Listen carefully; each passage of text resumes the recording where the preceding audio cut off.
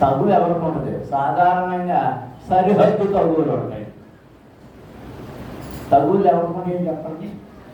తగులు నిష్ణాతులు మీరు అందరూ. అత్త కోడళ్ళకి తగులు ఉంటాయి,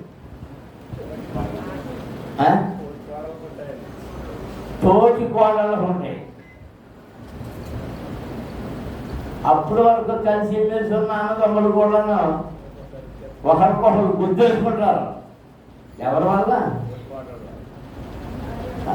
మొన్నోసారి తగు జరిగిందండి. కుటుంబం గారి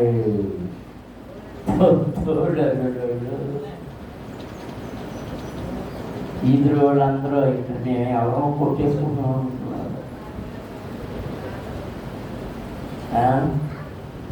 వాళ్ళందరూ అన్నదమ్ములు, 5 అన్నదమ్ములు. ఆస్థానం కిందంతా పెసర కిందంతా, ఆ పెసర కింద కోసం కొట్టేసుకుని తిట్టేసుకుని ఏళ్ళని చేస్తుంటే వెనకాల ఆ ఆవిడలో ఏదోటి కొంచెం అంటున్నారు, అంచెలు తెచ్చుకుంటున్నారు.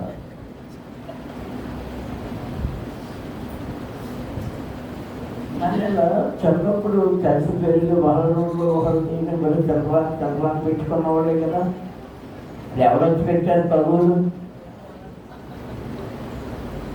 పద్మ రేచలు ఎంత అదృష్టవంతురాలు, తోటికోడు రాకుండా అయిపోయింది. మా పిసికెళ్ళాక అసలు ఏ గొడవ లేదు. ఒక తోటికోడలు ఉన్నాయి ఎక్కడో మెట్లో ఉందా లేదా? అయిపోయిందా? గొడవే లేదు.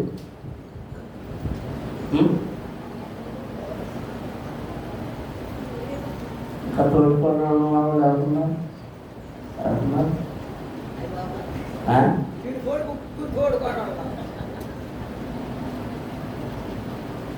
మరి వాళ్ళ ఏం తనుకుంటారు, ఏం తెచ్చుకుంటారో నాకు తెలవదు.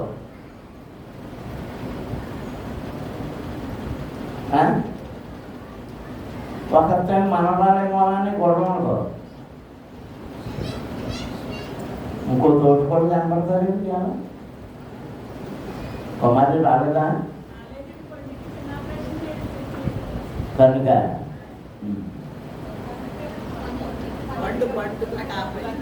పండుగ. ఇంకా ఎవరితో తగులు? పెద్ద తగులు ఆడపడుచుతో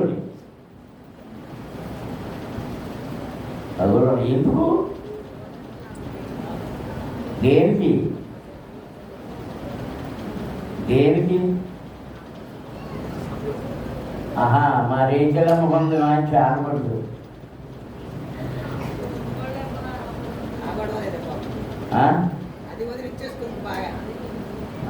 మా ప్రిన్సిపల్లాకేమో అసలు ఆడపడుతుని ఎరగదాం, మేము ఎరుగుదాం. ఆడపడుచు లేకపోయినా కానీ ఆడపడుచు రూపంలో కూతురే ఉంటాయి. రూపం అన్ని అన్ని అన్ని గోతం ఉంటాయి కదా.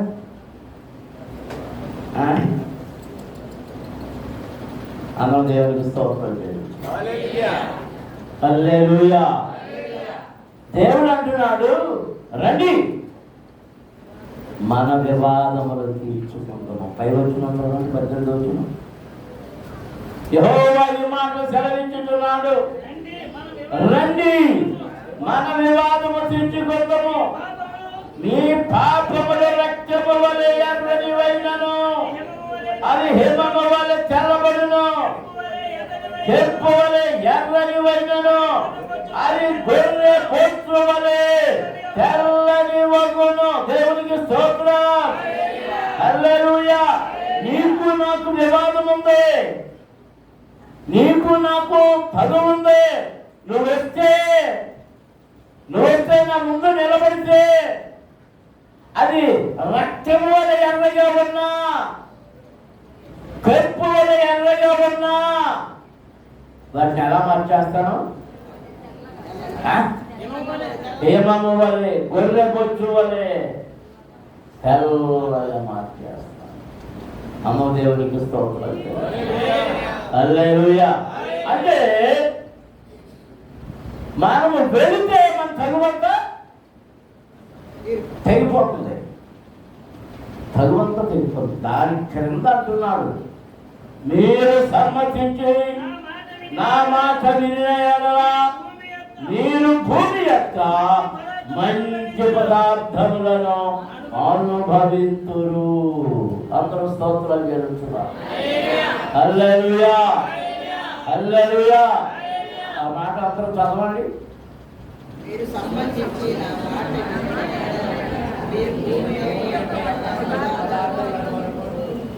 మళ్ళీ చదవండి.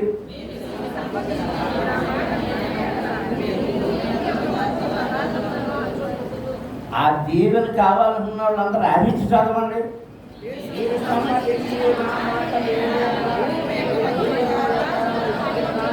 ఎవరు అరిచి చదవలేదు, ఎవరికెలా అరిచి చదవమంటే అదా వాడు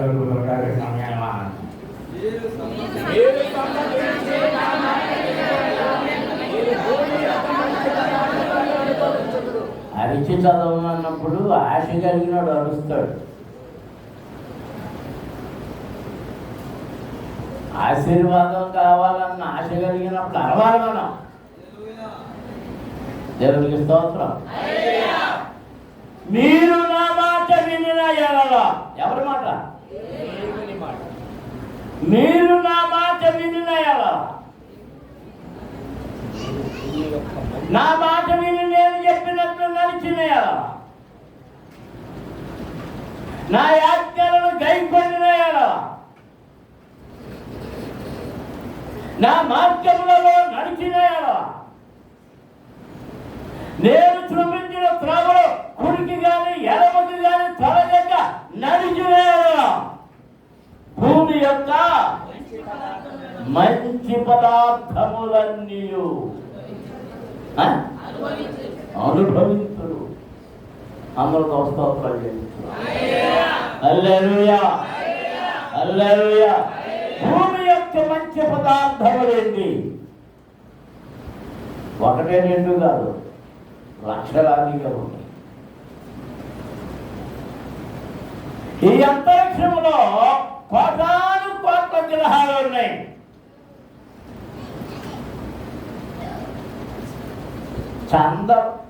చంద్రుడి మీద ఏం పంట పండుద్ది?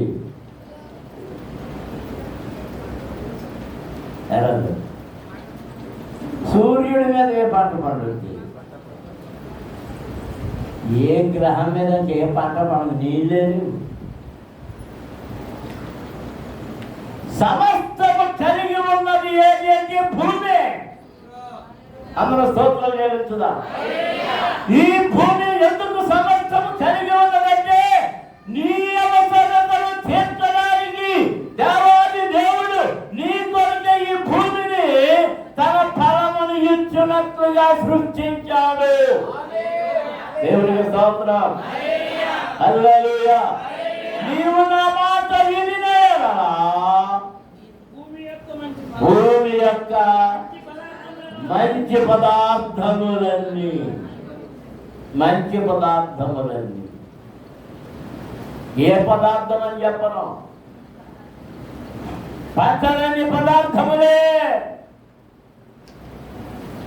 జలచరములన్నీ పదార్థములే, ఖగచరములన్నీ పదార్థములే. భూమి లోపల అనేకమైన పదార్థములన్నీ. ఆ పదార్థాలు ఇక్కడ చాలా మంది లేరు. ఏంటవి? ఉంగరాలు, చెవితుత్తులు. ఏ పదార్థం అది? బంగారమైన అయ్యి ఉండొచ్చు, వెండైనా అయ్యి ఉండొచ్చు, డైమండ్స్ అయినా అయ్యి ఉండొచ్చు, జ్యువెలరీ. ఇవన్నీ అక్కడి నుంచి వచ్చినాయి. ఆఖరికి వంట చేసుకుంటున్న గ్యాస్ ఎక్కడి నుంచి వచ్చింది? గ్యాస్ మానేసుడు మామూలు పొయ్యి పెడితే ఆ పొయ్యిలో వెలిగేయండి. ఆ కొండ ఎక్కడి నుంచి వచ్చింది? ఆ దాగ ఎక్కడి నుంచి వచ్చింది? దాగలో కూర ఎక్కడి నుంచి వచ్చింది? వండే కూర. ఆ తోటకూర ఎక్కడి నుంచి వచ్చింది? ఆ గోంగూర ఎక్కడి నుంచి వచ్చింది? ఆ పాలకూర ఎక్కడి నుంచి వచ్చింది? ఆ చొక్క కూర ఎక్కడి నుంచి వచ్చింది? వంకాయ ఎక్కడి నుంచి వచ్చింది? ఆంధ్రాయ ఎక్కడి నుంచి వచ్చింది? ఆ టమాటా ఎక్కడి నుంచి వచ్చింది? క్యాబేజీ ఎక్కడి నుంచి వచ్చింది? ఆ కాలీఫ్లవర్ ఎక్కడి నుంచి వచ్చింది? ఆ పదార్థాలను చేయడానికి ఇవన్నీ మంచి పదార్థములన్నీ నీవు అనుభవించు. అందరూ దేవునికి స్తోత్రాలు జరుగుతుందా? అందరూ స్తోత్రాలు జరుగుతుందా? గట్టిగా గట్టిగా ముగిస్తారు కదా, ఇబ్బంది పెట్టడం ముగించేస్తాను. ఈ మంచి పదార్థములు కూడా అనుభవించకూడని స్థితి నువ్వు తెచ్చుకున్నావు. ఏమన్నా అంటే బంగాళదుంప కూర, బంగాళదుంప బాగుంటాడు. ఏమైపోయింది? ఏమైపోయింది?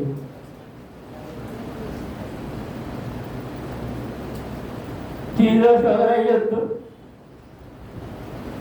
ఏమైపోయింది? నేను ఎక్కడో మీటింగ్కి వెళ్ళాం. షుగర్ వేస్తా షుగర్ అని అడిగారు.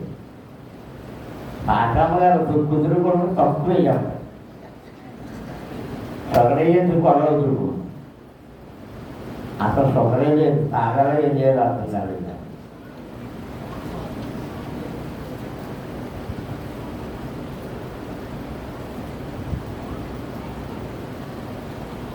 డాక్టర్ గారు ఏమంటాడు? నన్ను మటన్ ఎక్కువ తినమంటాడు.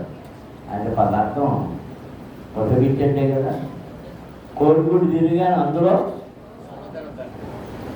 పూర్ణం తినవద్దు అంటాడు. తినొద్దనే కదా. పూరి నిండా ఉంటాయి, గారెలు నూనెలో వేస్తారు, అవన్నీ నూనెలో వేసి తినొద్దు అంటారు. అంటే నూనె ఎక్కడి నుంచి వచ్చింది? ప్రత్యేక స్పెషల్గా వచ్చిందా? భూమి యొక్క పదార్థమే. ఏమి నూనెది? నువ్వుల నూనె. నువ్వులు ఎక్కడి నుంచి వచ్చినాయి?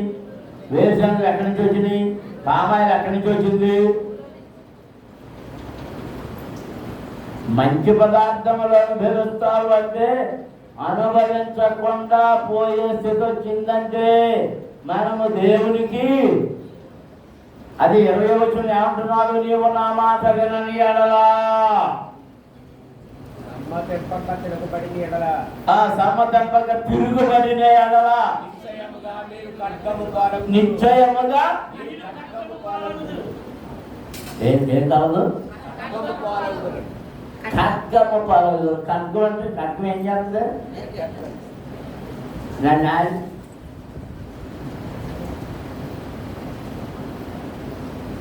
నాలుగు దేంట్లో చెప్పండి? ఖడ్గంగా చెప్పండి. ఏంటని చెప్తుంది? అది వచ్చేది మన ఆపరేషన్ కాదు కదా అవన్నీ.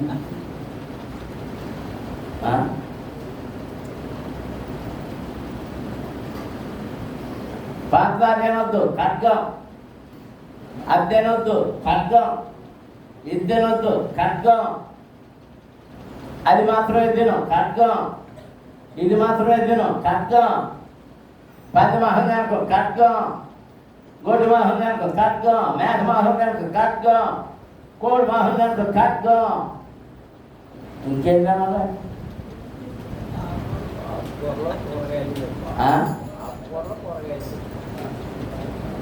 అందులో కొన్ని గోంగూర తినకూడదు.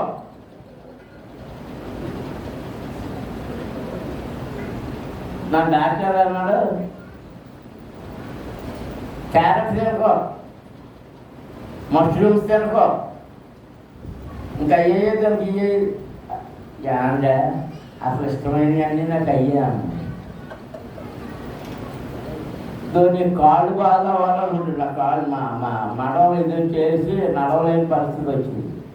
నువ్వు బాగా అవ్వాలనుకుంటే మాని అక్కర్లేదని తిన్నాను.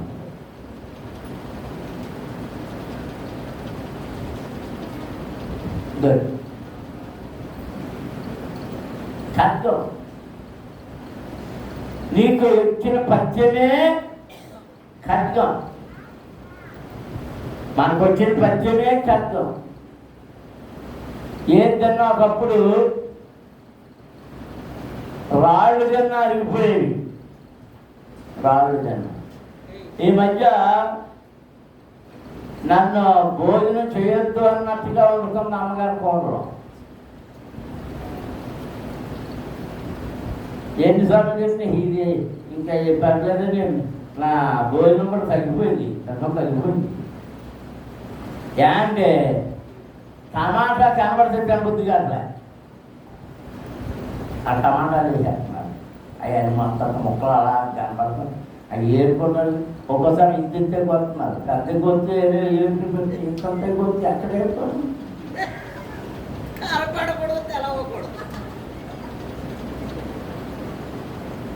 ఫోన్ నాకు తెరవకుండా చేయాలంటే ఏం చేయాలో శుభ్రంగా మిక్సీలో వేసి దాన్ని పేస్ట్ చేసి అందులో వేసుకుంటే నాకు కనబడదు. అది జ్ఞాపకం అవుతుంది. పాపం ఈ పిల్లకాయలు నాకు గోంగూర పచ్చడి అంటే ఇష్టం, కొత్తిమీర పచ్చడి అంటే ఇష్టం. చేసి పంపిస్తున్నాను. కానీ నాకు ఏ పచ్చళ్ళు అంటే ఇష్టం అంటే రోడ్లు దంచిన రుబ్బురోళ్ళు రుబ్బిన పచ్చళ్ళు అంటే ఇష్టం. కొంతమంది ఆ కొత్తిమీరలు ఏం కలిపేస్తున్నారంటే ఇదన్నమాట. అది చూడగానే నాకు అర్థమైపోతుంది. అంటే పచ్చడి ఆ చారు నిండా టమాటాలే, సాంబార్ నిండా టమాటాలే. దాన్ని ములక్కాయ తినొద్దన్నాడు. నాకు ములక్కాయ జీడిపప్పు ఇవన్నీ అంటే చాలా ఇష్టం, తినొద్దన్నాడు. ఖడ్గం.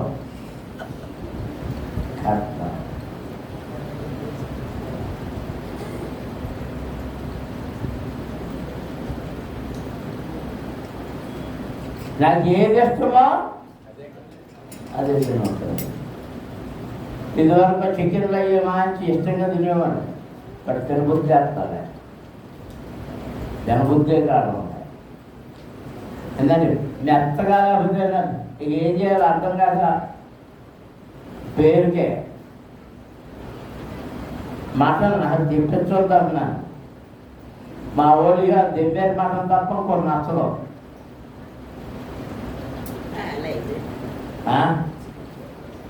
మరి లైవ్లో ఇచ్చామా? అవేమో ఎంత వయసు అయిపోయింది మేకలు, అవి లాగుతుంటే ఊళ్ళో అసలే పళ్ళు పోయి.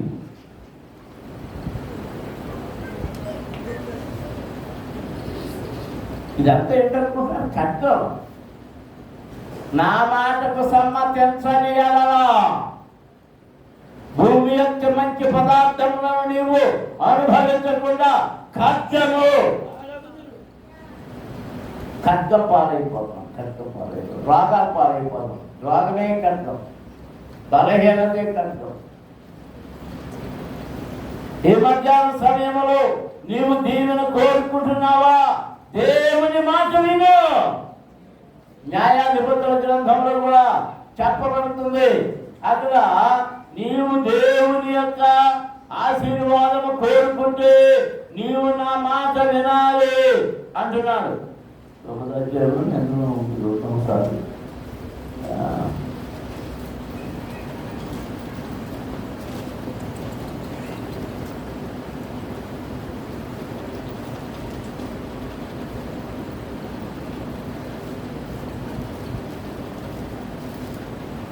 ఆ 9వ అధ్యాయం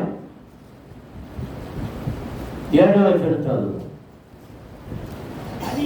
అది యోతాముకు తెలియబడినప్పుడు అతడు పోయి గెరీజీము కొండ కొప్పును నిలిచి ఎలుగెత్తి పిలిచి వారితో చెప్పెను, శక్యము యజమానులారా, మీరు నా మాట వినిన యెడల దేవుడు నీ మాట వినును. దేవునికి స్తోత్రం. హల్లెలూయా, హల్లెలూయా. ఎక్కడి నుంచి చెప్తున్నాడట? గెరీజీము కొండ మీద నుండి. ఆ గెరీజీము కొండ గురించి మరోసారి మీరు చెప్తారు. గెరీజీము కొండ మీద నుంచి ఆశీర్వాదపు వచనాలు వస్తాయి. మరొక కొండ ఉంది దానికి ఎదురుకుండా, ఆ కొండ మీద నుంచి శాప వచనాలు వస్తాయి. దేవుడు నియమించాడు. ఈ గెరీజీము కొండ మీద నుంచి ఏమంటున్నాడంటే అర్థము, సత్యము యజమానులారా మీరు నా మాట వినడలా దేవుడు నీ మాట విను. దేవునికి స్తోత్రం. దేవుని సేవకుల ద్వారా చెప్పబడిన దేవుని మాట మీరు వింటే, ఆ ప్రకారంగా మీరు ప్రార్థించగలిగితే, ఆ ప్రకారంగా మీరు భక్తి జీవితంలో నడవగలిగితే, ఆ ప్రకారంగా దేవుని ఎదుట మీరు దోషము లేని దోషరహితమైన జీవితాన్ని జీవించడం ప్రారంభిస్తే దేవుడు మీ మాట వీళ్ళను వాకరించని ప్రార్థన చేస్తున్నాడు. దేవుడు నా మాట వినాలని ఎంతమంది కోరుకుంటున్నారు? ఎంతమంది ఆశపడుతున్నారు? దేవుడు నా మా ప్రార్థన వినాలి, నా మాట వినాలి, నా మాటకు జవాబు ఇవ్వాలి, నా ప్రార్థనకు జవాబు ఇవ్వాలి అని స్తుతించండి.